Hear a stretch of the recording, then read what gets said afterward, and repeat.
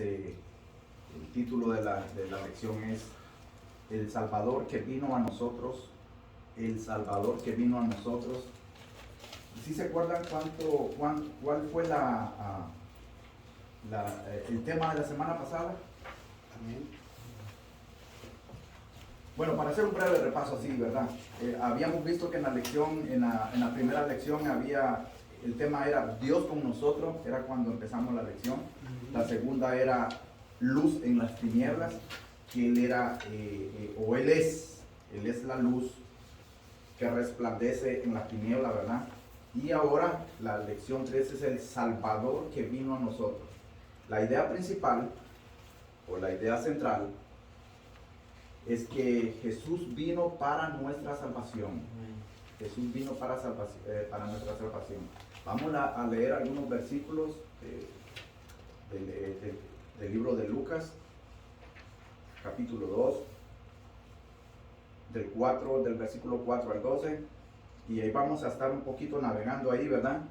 Pero si no entre todos vamos a ver lo que es un poco la aplicación para la vida, y es que nuestras vidas, hermanos, nuestra vida está definida por decisiones. Habíamos hablado en una de las clases anteriores del libro que estuvimos estudiando anteriormente, ¿verdad? Que habían decisiones que hacían un impacto y una diferencia en lo que era nuestras vidas. Dependiendo cómo nosotros, y de acuerdo a las decisiones que nosotros tuviéramos y trajéramos a nuestra vida, así mismo iban a ser las consecuencias que nosotros íbamos a tener. Muchas decisiones eran para bien. Buenos días, mi hermano. Muchas decisiones eran para bien. Eran decisiones que hubieran sido tomadas con mucha discernimiento, con mucha sabiduría. Y muchas decisiones se iban a tornar para mal. Y estas decisiones iban a ser las que tal vez nosotros las tomábamos a la ligera, sin pedirle sabiduría al Espíritu Santo, sin pedirle dirección a nuestro Señor Todopoderoso. Y nosotros como creyentes, como hijos de la fe, ¿verdad? Nosotros tenemos que levantarnos cada día, ponernos en las manos del Señor, pedirle esa dirección, pedirle esa sabiduría, para que todos los acontecimientos que ocurran en el transcurso del día y en el pasar de nuestra vida sean conforme a la voluntad de Dios, no sean conforme a la voluntad de nosotros. Entonces, mi hermano, déjame decirle algo. Van a haber eventos correspondientemente a nuestras decisiones que van a hacer una diferencia y van a tomar puntos muy decisivos en nuestras vidas. Ok, pero en todas las decisiones, en todos los eventos que nosotros hemos podido venir constatando, viviendo y experimentando a lo largo de nuestra vida, no ha habido ningún evento, óigame bien, no ha habido ningún evento que sea semejante al evento de cuando vino nuestro Salvador al mundo. No hay nada, hermano. Es más, ni nuestra propia existencia. ¿Por qué? ¿Por qué le hablo así? ¿Por qué se lo digo de esta manera? Porque nuestra existencia es vana y viene a ser nula si nosotros no tuviéramos el Espíritu de Dios en nuestros corazones. De verdad, hermano. Mire, yo no explico mi vida fuera de Cristo. Entonces, cuando nosotros, ¿qué es lo que yo quiero decirle con esto?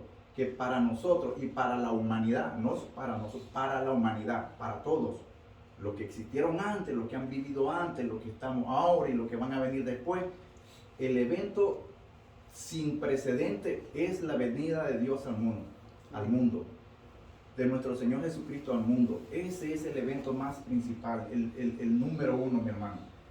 Mire, ahora déjeme decirle, el nacimiento de Jesús no fue algo que fue así al azar. El nacimiento de Jesús ya estaba profetizado. Lo miramos la semana pasada en Isaías. Nosotros vemos, y usted se va a Isaías y usted va a ver tantas profecías que hablan acerca del siervo de Dios, de Jehová, ¿verdad? Entonces nosotros lo que podemos ver es de que cuando el verbo se hizo carne, cuando Jesús vino, se encarnó, fue porque se estaba cumpliendo la palabra de Dios desde el principio. Acuérdese que nosotros habíamos visto también eso, que en Génesis estaba la promesa de que íbamos a tener la simiente que iba a ponerle como se dice, el pie, el zapato en la cabeza a la serpiente, y esa era la palabra de la promesa, ¿verdad? Amén. Cuando Jesús vino, estaba poniendo en acción, Dios estaba poniendo en acción asuntos urgentes. ¿Qué eran esos asuntos tan importantes que Dios ya tenía para nuestras vidas?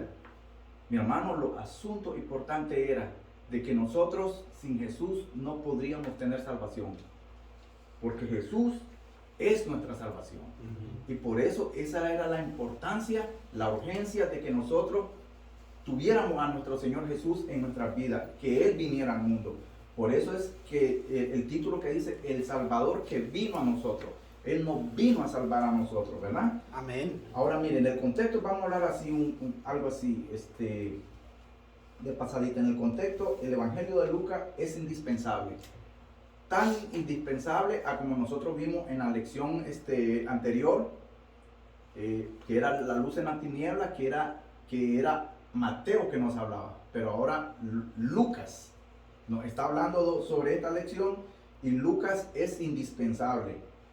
Pues Lucas nos lleva al nacimiento del Señor y nos presenta ahí una narración bien ordenada. Cuando usted lee el libro de Lucas, usted va a encontrar iniciando que él hace referencias y dice de que los testimonios que él va a dar, la información que él va a dar, ha sido minuciosamente, detalladamente investigada. ¿Por qué? Porque Lucas tuvo muchas fuentes fidedignas, de mucha confiabilidad.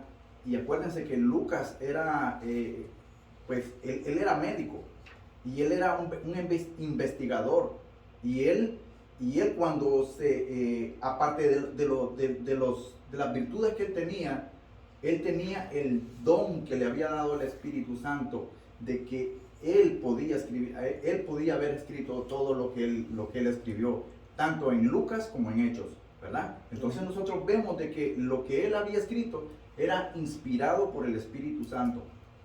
Tenía fuentes, tenía habilidades, pero lo mejor que él tenía y lo que él tenía a su favor es que él contaba con ayuda, con la guía del Espíritu Santo. Amén, mi hermano. Amén. Ahora sí, si alguien me puede leer lo que es Lucas 2, capítulo 2, versículo 4. Y ahí ya nos vamos a entrar en materia. 4 al 7. Sí, 2 de 4 al 7, por favor. Amén. Y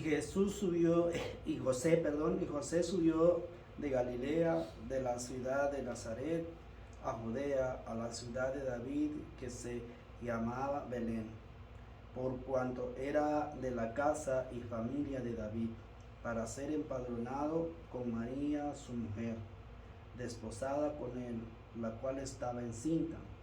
Y aconteció que, estando ellos ahí, se cumplieron los días de su alumbramiento, y dio a luz a su hijo primogénito, y lo envolvió en pañales, y lo acostó en un pesebre, porque no había lugar para ellos en el mesón.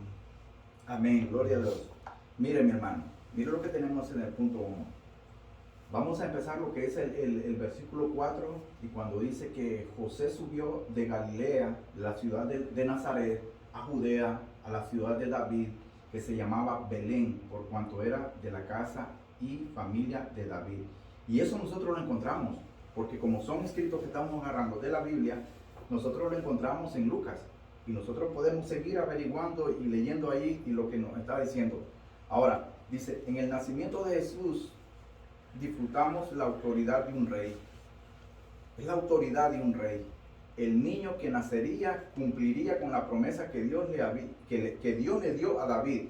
Y eso lo podemos ver y encontrar en 2 de Samuel, capítulo 7, versículo de 16. Ahora, veamos un poco lo que había pasado ahí. Es que en 2 de Samuel 7, 16, Dios le había prometido a David que en su casa nunca iba, de su casa nunca se iba a apartar el trono, ¿verdad? Afirmaba tu casa y tu reino para siempre delante de tu rostro, y tu trono será estable eternamente. Eso lo encontramos en lo que es en 2 de Samuel. Pero ¿cómo había cumplido Dios su promesa proféticamente? Entonces nosotros vamos a ver, vamos a seguir leyendo. Vamos a seguir leyendo lo que era el versículo, ahora lo que es el versículo 2. El versículo 5. Para ser empadronado con María, su mujer desposada con él, la cual estaba encinta. Amén. Y en el versículo 1 dice que José se había subido de Galilea, de la ciudad de Nazaret a Judea, a la ciudad de David, que se llamaba Belén, por cuanto era la casa de la familia de David, ¿verdad? Amén. Eso era lo que habíamos nosotros visto en el versículo 4. Ahora, en Jerusalén se juntaba, lo que era, Belén significaba o significa casa del pan, porque eso era lo que mayormente se decía ser antes en antigüedad, y todavía actualmente se dice que es la casa del pan. ¿Por qué? Porque allí había nacido el rey David, había nacido. Y hay una cosa que a mí me llamó la atención. Mire qué ironía. Y yo me acuerdo que una vez en algún momento usted lo tocó, hermano. Usted habló sobre, mire qué paradoja. Belén está junto con Jerusalén. Pero Belén está en lo que es el territorio de Palestina actualmente, ¿verdad? Usted lo habló la otra vez, creo, si no me equivoco. Belén está en lo que es el territorio palestino, y Jerusalén está en lo que es el territorio de Israel. Pero en aquel entonces, Belén y Jerusalén no había la disputa como estaba ahora, ¿verdad? Y entonces esa era una zona libre, que podía haber libre acceso. No había conflicto entre palestinos e israelitas, esto y que lo otro. Y ahora pues sí vemos nosotros eso, desafortunadamente, ¿verdad? Pero nosotros sabemos que en algún día, no muy lejano, pues todo eso ya no va a haber esa discusión, esa separación, porque Dios va a venir a su pueblo, y no importa dónde esté, pues Él va a traer a sus hijos y los va a traer consigo, mi hermano. Amén. Eso es algo que nosotros podemos ver y tener ahí, ¿verdad? Belén estaba bajo el control de las autoridades palestinas, como le decía yo, ¿verdad? Ahora mire, lo que es en el versículo 5, 6, y aconteció que estando ellos allí, se cumplieron los días de su alumbramiento. Miremos un poco en lo que es el nacimiento de Jesús. Vemos la pena de una madre. El viaje de Nazaret a Belén era de una distancia de unas 70 millas, más o menos 113 kilómetros. Y nosotros podemos ver por los relatos que tenemos, ¿verdad? Por lo que nosotros podemos saber y entender que el alumbramiento de un hijo, y nosotros podemos verlo por nuestros hijos y por el sufrimiento que vemos en nuestra esposa, de que no es nada fácil. Traer un hijo al mundo no es nada fácil. Y en el caso de María, cuando ella estaba encinta, acuérdense, ella había salido porque había un edicto del emperador de que todos necesitaban ser empadronados. Y como José era del linaje de David, entonces él tenía que venir a ser empadronado, ¿verdad? Pero en ese tiempo fue que pasó lo que pasó. No me voy a adelantar a eso porque lo vamos a seguir viendo más adelante. Pero lo que vamos a ver acá es que en ese entonces lo que María estaba pasando eran por unos sucesos por unos acontecimientos de mucho sacrificio. Ella, aunque todo como estaba, y como ella venía, mi hermano, déjeme decirle una cosa, de que uno no necesita necesariamente ser un médico para saber lo que ella estaba pasando. Pero vamos a ver más adelante que ya casi estaba en labores. Ya estaba, el parto ya casi estaba por venir, ¿verdad? Y entonces vemos de que lo que ella estaba pasando era algo muy doloroso para ella, ¿verdad? Ahora vamos a ver lo que es el siguiente punto. En el nacimiento de Jesús vemos la humildad de un siervo. Y eso lo podemos encontrar en 2 de Timoteo 2:20. Pablo menciona unos utensilios de oro y plata y el de madera, que era de menos estima. Pero ¿por qué el autor correlaciona todo esto y lo pone así de esta manera? ¿Y por qué nos habla Pablo de 2 de Timoteo? Bueno, porque el autor intencionalmente, él no está hablando de que cuando él nació, él no vino a nacer en cuna de oro. Él no vino a nacer en una mansión. Él no vino a estar rodeado de servidumbre. Él no vino a estar rodeado de lujos. Y cuando hablamos de que dice de que el nacimiento de Jesús demuestra la humildad, hermano, déjeme decirle que el Dios Todopoderoso se había encarnado y había nacido de la manera más humilde que usted se puede imaginar. Póngase a pensar una cosa. Imagínese así, nada más así, literalmente. Imagínese uno de los reyes de Inglaterra, uno de los hijos de los reyes de Inglaterra. ¿Usted cree que un hijo de un rey va a ir a nacer? La esposa tal vez del hijo del príncipe va a nacer en un establo rodeado de animales y donde no pueda. Es inconcebible, hermano. De verdad inconcebible. Y esto que lo estamos hablando de una manera humanamente. Amén. Pero usted se imagina, mi hermano, que el Dios Todopoderoso,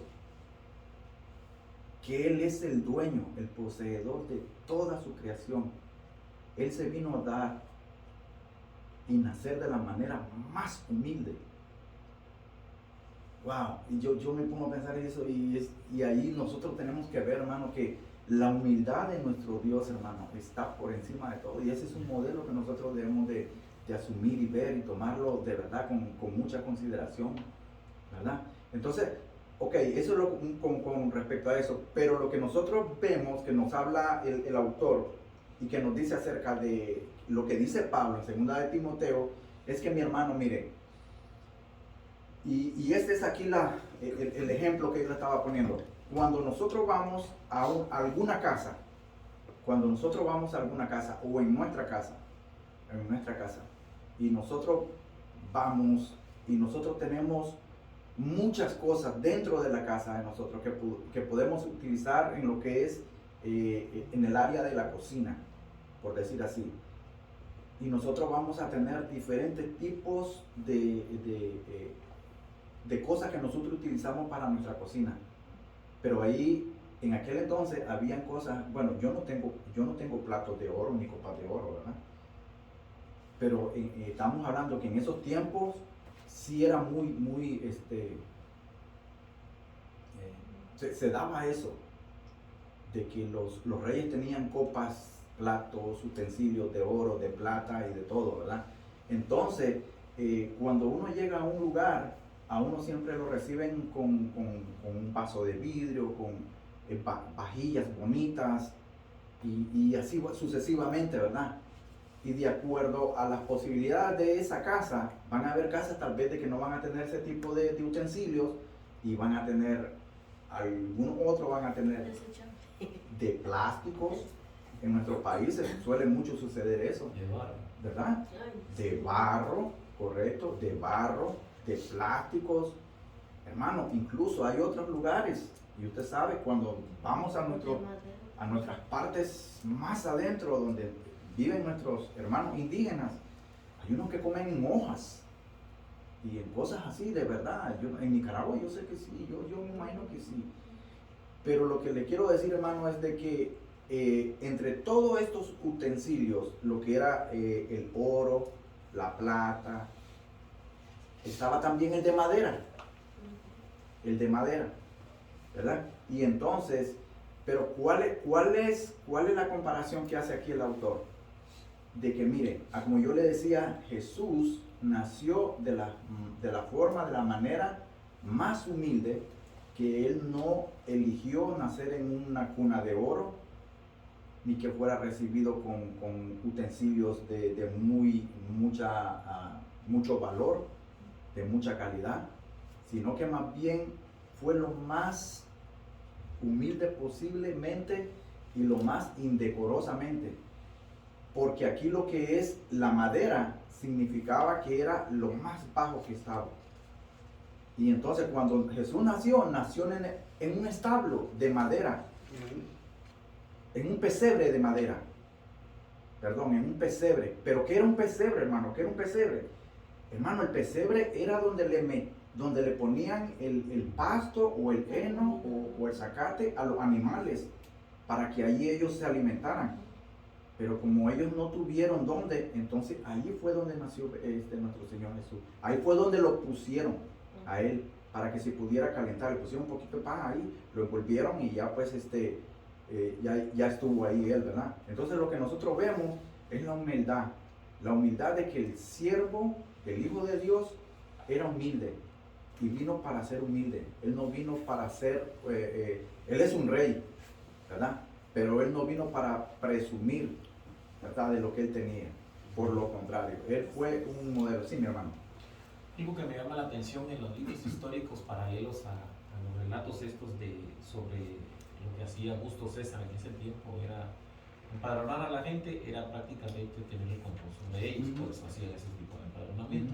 Así es. No para ver cuántos hospitales más hacían, cosas así, ¿no? Sino era para mantener el control. Pero en este caso, cuando ellos llegan a esa posada, las posadas descritas eran prácticamente eran camastros, y muchos de ellos lo que tenían eran pino en la parte de abajo, algo suave, y sobre eso se acostaban. Esos eran los que mejores dormían en ese tipo de hospedajes, ¿no? Pero a ninguno en ese momento se le ocurrió decir: wow, alguien va a nacer, viene esa mujer encinta, busquémosle un lugar más adecuado. Eso no pasó. No pasó. Y me llama la atención porque tampoco pasa ahora. Tampoco pasa ahora. Ya seguimos creados con esto, ¿eh? Nuestro derecho de nuestra nariz sigue siendo igual. Y Dios nos conoce, ¿no? Y lo que toca decir es de que mostró humildad. Lo que Dios nos quiere enseñar es humildad. Humildad y sobre todo respeto al otro, porque los mandamientos, el otro mandamiento viene después. Así es. Cuando nos dice que el segundo mandamiento es amar a nuestro prójimo como a ti mismo. Así es. Y en ese momento, en ningún momento en ese hospedaje ocurrió nada de eso. Y algo de lo que mencionaba el hermano, para añadir un poco a ese tema, era de que el empadronamiento no era como decir, hermano, no era para decir, nos nacieron 20 varoncitos en este mes y 15 mujercitas, y que ahora somos, qué sé yo, 1000 personas en Belén, por decir. No era ese el objetivo, sino que ellos lo que hacían era tener un control más o menos de con cuánta gente ellos podían contar para ir a agarrar lo que ya ellos estuvieran disponibles para una guerra. Porque yo estaba viendo eso e investigando eso, y era el empadronamiento, el censo era para eso, para ver cuántas personas disponibles podían haber para ir a la guerra. Eso era lo que más o menos estaba también diciendo el hermano, ¿verdad? Amén. Y lo vemos de que también, hermano, eso sucede en nuestros días, ¿verdad, hermano? Si entonces, si alguien me lee lo que es Lucas 2, 8, 12. Amén. Así dice la palabra de Dios.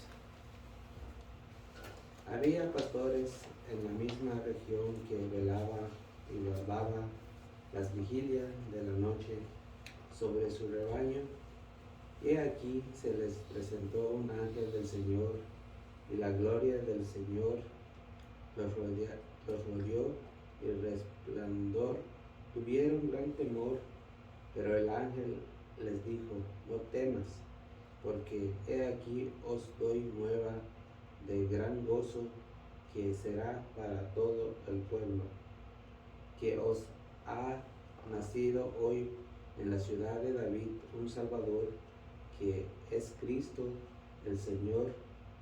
Y este os servirá de señales: hallaréis al niño envuelto en pañales, acostado en un pesebre. Amén, gloria a Dios. Mira, hermano, antes de seguir lo que es lo que el hermano acaba de leer, y providencialmente, eso es providencialmente. A veces uno no es perfecto, ¿verdad? Lo reconozco y quiero decirle algo. Yo la semana pasada me salté una página y reconozco con humildad a Dios, reconozco que Amén. me salté una página. Yo sabía más o menos que algo había pasado, pero nunca, a veces por el tiempo, por las cosas que uno hace, se distrae un poco. Pero sí, lo que yo me había salteado, providencialmente, pues el Señor en este siguiente capítulo me manda a recapitularlo, como quien dice, a repasarlo nuevamente. Y mire, me lo había salteado, pero mire lo que es. Me dice que lo vuelva a repasar. Ese capítulo que yo me comí o que me lo salteé, pues es lo que le voy a decir ahorita, lo que le voy a dar. Amén. Miren, mi hermano, la semana pasada, en lo que era Juan 1:4, yo no lo abordé, pero significaba y se trataba de esto, y era muy importante, y que ahora se lo voy a decir por qué. Mire, se trata de lo que es, que yo le decía, lo que es el centro, la fe del Evangelio, lo que es el verdadero mensaje de la significación, el significado, la potencia de este mensaje, la información que trae. Miren, mi hermano, dice Juan 1:4, dice: en el principio era el verbo, y el verbo era con Dios, y el verbo era Dios. Versículo 2, este era el principio con Dios. Versículo 3, todas las cosas por él fueron hechas, y sin él nada de lo que había sido hecho fue hecho. Versículo 4, en él estaba la vida, y la vida era la luz de los hombres. Miren, mi hermano, ¿por qué nosotros podemos decir de que esto es el centro, lo principal de nuestra fe, del Evangelio y de todo? Porque aquí nosotros vemos, hermano, yo había leído un poco de Génesis, de lo que era la creación, ¿verdad? Pero aquí nosotros vemos lo que significa realmente esto, mi hermano. Mire, estos cuatro versículos, mi hermano, estos 4 versículos son de los versículos más discutidos a nivel de religión y de diferentes denominaciones, porque hay quienes omiten parte de lo que hay aquí, y hay quienes confunden y transversan el significado verdadero de lo que nos está diciendo acá. ¿Por qué? ¿De qué manera? Muchos dicen de una manera, ¿verdad? Ustedes saben, y yo sé que ustedes saben, pero muchos dicen de que Jesús no es el primogénito, ¿verdad? Entonces nosotros no es que, ¿cómo vamos a decir esto, mi hermano, de que nosotros no lo es?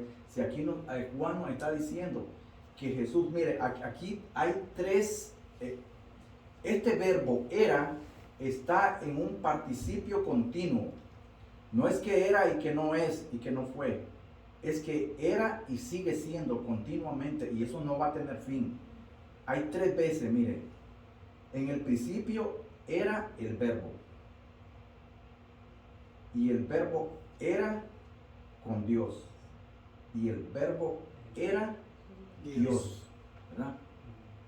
Y ahí no hay vuelta a Dios, hermano. Ahí no hay cómo perderse, ahí no hay cómo confundirse. Y ahí es donde nosotros podemos ver y damos cuenta de que nosotros tenemos que ver estos versículos a la luz de lo que nos está diciendo la palabra y verlo y analizarlos completamente, porque de aquí es lo que está la verdad escrita. Ahora mire, el versículo 3. El versículo 2. Este era el principio con Dios. Ese que era y que estaba con Dios, este era Dios. ¿Y quién era ese Dios? No había otro, o no hay otro. Era nuestro Señor Jesús. Amén. El creador de toda la creación. Él era, o Él es. Y este era en el principio con Dios. Mire lo que dice el versículo 3. Todas las cosas por Él fueron hechas, y sin Él nada de lo que había sido hecho fue hecho. Ahora lo más importante, mire, no es que todo sea, pero esto es muy fuerte. En Él estaba la vida, y la vida era la luz de los hombres. Amén, mi hermano. Qué glorioso es ver y entender esto. Esto nosotros no lo podemos pasar a la ligera. Yo no podía dejar pasar estos versículos, este capítulo así, porque no tenía sentido de que yo viniera y quisiera por adelantar, por hacerlo más rápido de hacerlo, ¿verdad? De hacerlo. Amén, mi hermano. Amén. Ok, mire, ahora lo que leyó el hermano, dice, había pastores en la misma región que velaban y guardaban las vigilias de la noche sobre su rebaño. Mire lo que dice el libro. En ese tiempo lo que era Israel, mi hermano. Israel. Yo no sé si ustedes tienen ahí, y lo podemos traerlo como al contexto de hoy, de la actualidad, de lo que estamos viviendo nosotros.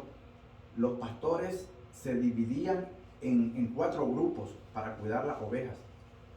No sé si ahí lo tienen. Pero ellos habían, como quien dice, un turno. Habían 4 turnos, bueno, por decir así. Pero mire, uno de los turnos empezaba de 6 de la tarde y terminaba a las 8:59. El segundo era de 9 a 11:59. El tercero era de las 12 de medianoche a las 2:59. Y por decir así, el último grupo era de 3 de la mañana a 5:59 o 6 de la mañana. Lógicamente porque ya era de día, ¿verdad? Entonces, Lucas no nos dice, no nos describe en cuál de esos grupos o en cuál de esos turnos fue que el ángel vino, ¿verdad? Lo importante y que nosotros nos podemos imaginar es que fue estando de noche, ¿verdad? Porque dice que los pastores velaban y guardaban las vigilias de la noche sobre su rebaño. En el versículo 9, he aquí que se les presentó un ángel del Señor, y la gloria del Señor los rodeó de resplandor y tuvieron gran temor. Miren, mi hermano, el nacimiento de Jesús fue con una proclamación angelical. La Biblia describe los ángeles como mensajeros de Dios. Eso es lo que nosotros vemos. Lo que la Biblia describe a los ángeles son como los mensajeros de Dios. Y nosotros podemos decir de que nosotros ahora no somos ángeles, pero somos mensajeros de Dios. Amén. Nosotros somos portadores del mensaje de la palabra. Nosotros somos los servidores. Y acuérdense de que en Isaías, cuando Isaías tuvo el llamado y que él miró al Señor, ¿verdad? y que sobre él habían querubines, ¿verdad? Y que lo adoraban o alababan y le llamaban santo, santo, santo, y lo proclamaban, ¿verdad? Y de todo. Lo que hacían los ángeles era eso. Cada ángel, cada vez que venía, era proclamar y traer un mensaje a la humanidad. Ahora mire, ¿y cuál era ese mensaje? ¿Cuál era ese mensaje que traían los ángeles?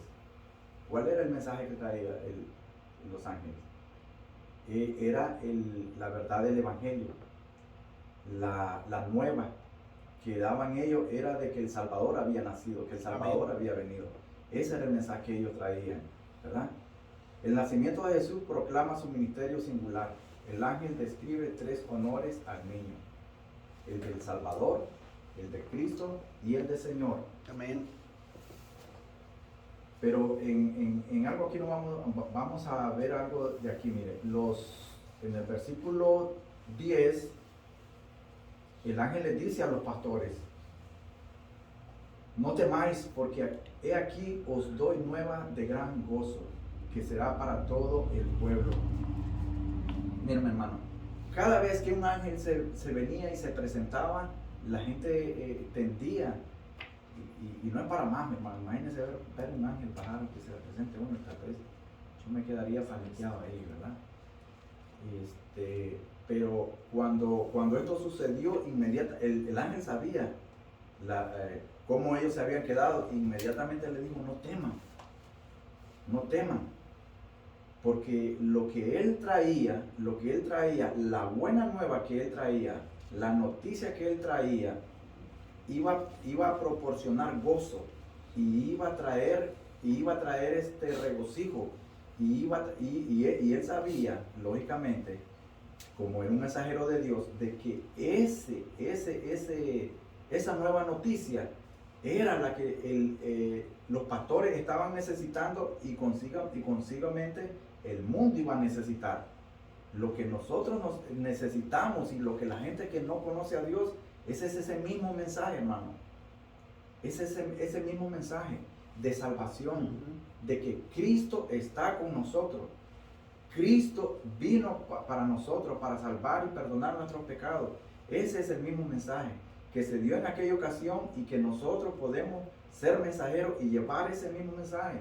Proclamación de salvación, proclamación del perdón de nuestros pecados y vida eterna por parte de nuestro Señor Jesús. Ese es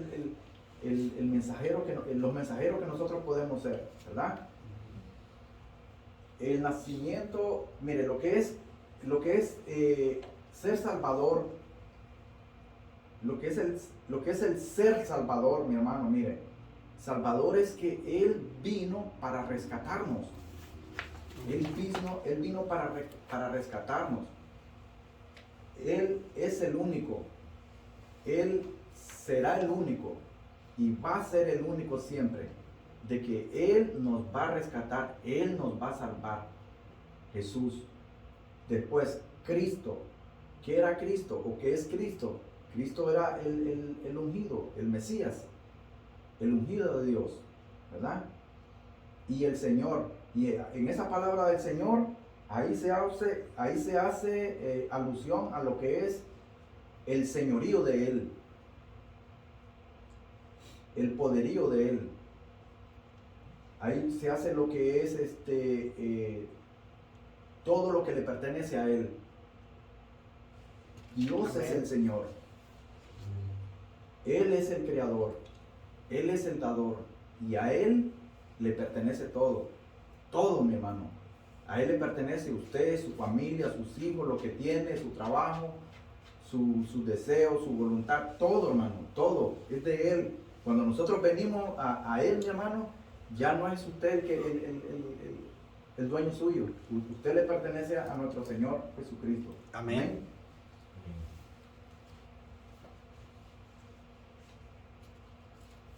Mire lo que el ángel expresa, o lo que el ángel dice de las nuevas noticias. Hoy os ha nacido hoy en la ciudad de David el Salvador. Las nuevas de gran gozo no eran, mire mi hermano, las nuevas de gran gozo es que Dios estaba cumpliendo su promesa. Dios estaba cumpliendo su promesa. Lo que habíamos visto al inicio, ¿verdad? Que en la ciudad de David iba a nacer el Mesías, Dios lo estaba cumpliendo ahí. El ángel describe la señal y todavía, mire, es hasta ahí de que nosotros vemos en el versículo 12 que dice, esto os servirá de señal y hallaréis al niño envuelto en pañales, acostado en un pesebre. Es tanto, mire, la descripción que hace el ángel, que él lo está diciendo, cómo iban a encontrar al bebé, cómo iban a encontrar a Jesús, dónde lo iban a encontrar, cómo iba a estar acostado. Él no dio nada a esconder. Él lo dijo todo de cómo iba a estar. Cuando los pastores llegaron, cuando nosotros nos ponemos a pensar de que los pastores llegaron, ellos vieron tal como le había dicho el ángel. Ellos no encontraron otra cosa. Ellos lo que encontraron fue tal a como el ángel había descrito. Ahora aquí le quiero hacer una pregunta, miren hermano. ¿Qué fue lo que lo hizo a usted considerar a Cristo como su Salvador? ¿Qué es lo que nos ha hecho a nosotros? ¿Qué es lo que nos ha movido a nosotros considerar que Cristo es nuestro Salvador?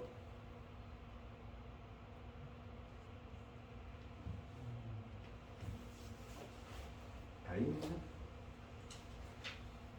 Porque vemos en Juan que Él era la luz y Él era la vida y la luz de los hombres. Porque me hizo ver lo pecaminoso que soy y que sin Él, pues ese pecado tengo que pagarlo. ¿Sí?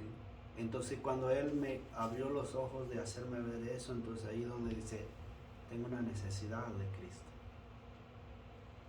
Y es una situación urgente que uno tiene como pecador cuando uno se arrepiente, ¿verdad?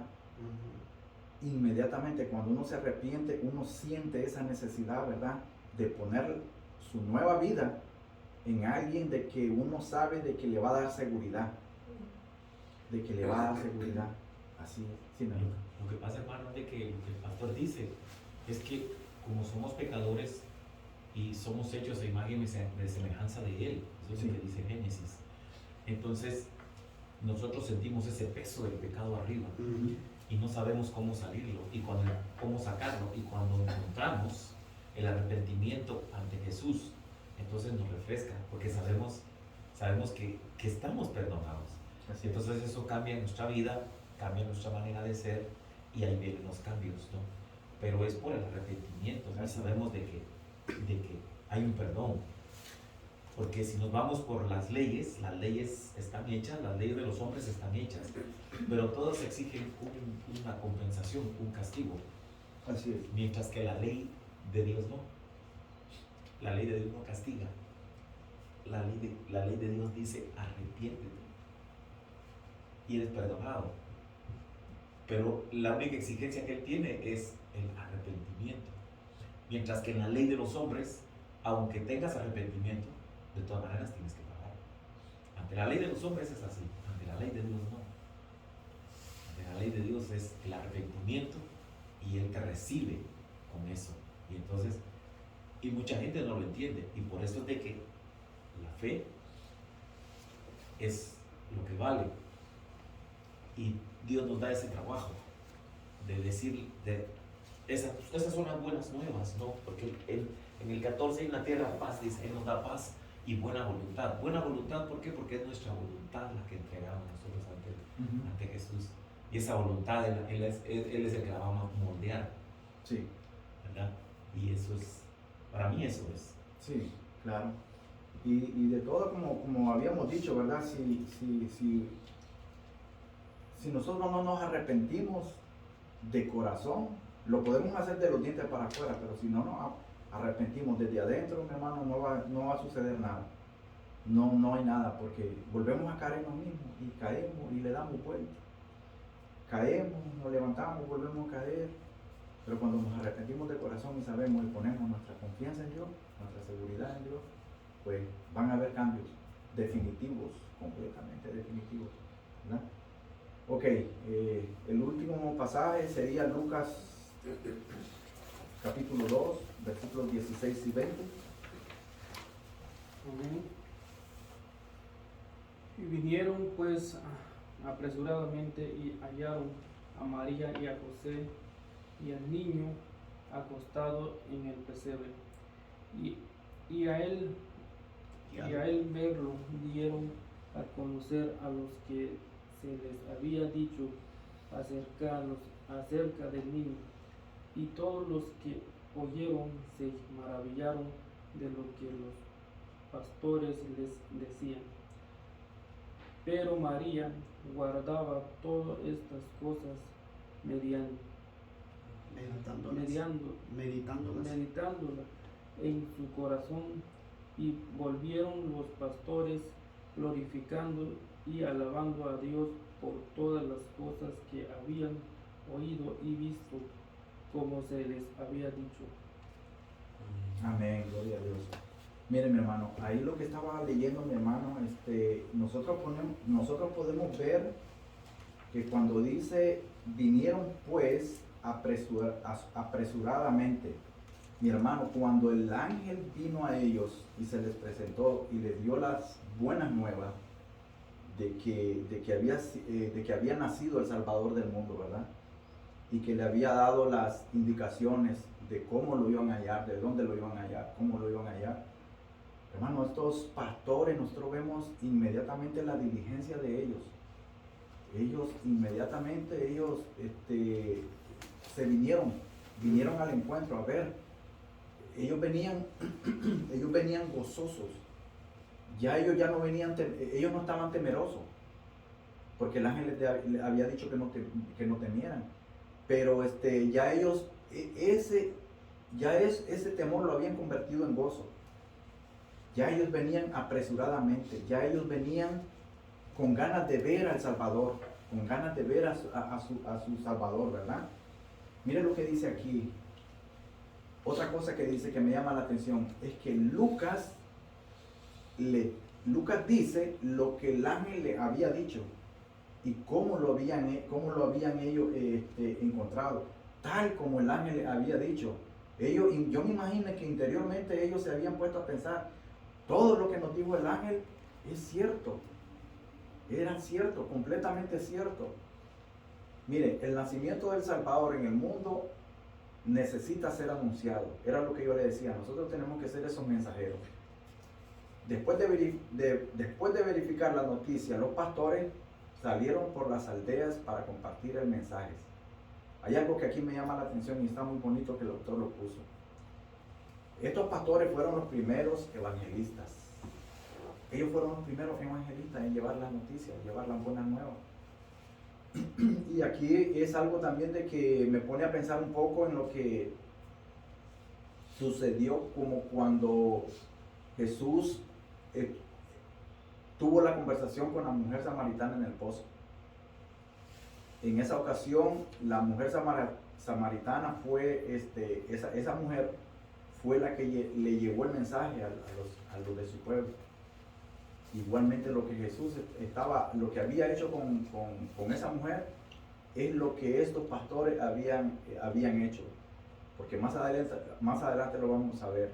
Ellos habían venido apresuradamente, pero asimismo, en cuanto ellos vieron eso, y tal como el ángel se lo había dicho, no, pues esto yo no me lo voy a guardar, esto yo lo voy a compartir. Y se fueron y lo fueron a pregonar. Ellos esparcieron esas noticias de buenas nuevas. El nacimiento del Salvador maravilla a los que lo reciben. Amén. La noticia maravilló a los que con mucho regocijo la recibieron. Primeramente los pastores, después los que lo escucharon. Ellos fueron los primeros pregoneros, ellos fueron los que llevaron esa noticia. No fue una noticia de desaliento, fue una noticia de salvación. Ellos sabían que había nacido el Salvador. Y algo que dice, mire, todo lo que oyeron se maravillaron de los pastores, de lo que ellos decían. Yo me imagino que esa gente, cuando ellos llegaron al pueblo a decir lo que ellos habían visto, los demás se maravillaron, hermano. Los demás, ellos, porque uno sabe cuando algo es, como quien dice para nosotros que decimos, como que es un cuento, me echaste un cuento, y que a veces uno que está indeciso en creerlo o no. En este caso, como los pastores lo habían planteado, ya ello era otra cosa, que los otros se maravillaron al haber escuchado a los pastores, ¿verdad? Ahora, mi hermano, mire, el nacimiento del Salvador es algo para experimentar en lo personal. Nosotros lo podemos ver de que cada vez que nosotros lo podemos ver por nosotros mismos, pero nosotros vemos cuando una persona inconversa viene a los pies del Señor y esa persona acepta a Jesús como su Salvador, ¿verdad? Y como su Señor. Nosotros vemos de que esa salvación personal tiene un impacto en la vida de esa persona. Y hablábamos hace un poco, ¿verdad? De lo que era un poco el arrepentimiento, de lo que era la salvación, de lo que eso conllevaba, de que cómo yo podía actuar, cómo yo podía diferir en mis decisiones, ¿verdad? Dios nos llama a ser renovados en nuestro entendimiento. Cuando nosotros tomamos y damos ese paso, nosotros no somos nosotros los que decidimos, sino la forma de como nosotros hemos venido y expuesto nuestro arrepentimiento, hemos confesado nuestros pecados y hemos dejado esos pecados en la mano del Señor, ¿verdad? Así para poder entender la voluntad en todos nosotros. Una pregunta, mi hermano. ¿Conoces a alguien o alguna persona que necesita oír y conocer de las buenas nuevas de salvación y vida eterna? Mi hermano, si usted conoce a alguien así de esa manera, como nosotros sabemos, nosotros somos esos mensajeros, no lo piense, no lo dude, no se quede, haga como los pastores, se movieron inmediatamente, saque eso que usted tiene, saque la alegría, ese regocijo, ese contentamiento de que usted pasó por eso y que ahora usted es salvo, y compártalo con alguien. Conclusión, ora. Pídele a Dios que te ilumine para entender tu estado espiritual. Nosotros necesitamos, porque a veces nosotros pensamos que somos muy espirituales y que no necesitamos oír más mensajes, ni consejos, ni recomendaciones, ni leer la palabra. No, mi hermano, usted siempre necesita, cada uno de nosotros necesitamos escuchar palabra, leer palabra, y esta necesidad es de nuestro Salvador, no es de otra cosa. Alienta. Ese alentar es hacer lo que yo le decía hace poco. Hable con alguien que esté desalentado y comparta tu alegría de haber conocido al Rey de Reyes, Jesús, el Salvador que vino al mundo. Amén. Ministra. Somos ministros, mi hermano. No crea que solo el pastor es el que ministra. Todos somos ministros de Dios. Todos lo hacemos de una manera diferente. Todos lo hacemos en lugares diferentes. Usa, estudia para retar a tu amistad de todas estas cosas. Hay personas que a veces tienen una forma de cómo ellos ven la escritura. No haga un consenso de cómo, que si usted tiene la razón, no, nada. Solo trate de ver y compartir lo que usted sabe para que estas personas vengan al entendimiento de la palabra. Lo último, Jesús es lo que la Biblia dice que Él es. Él es el Salvador que vino al mundo, a este mundo, a salvarnos de nuestros pecados. Amén. Amén, mi hermano.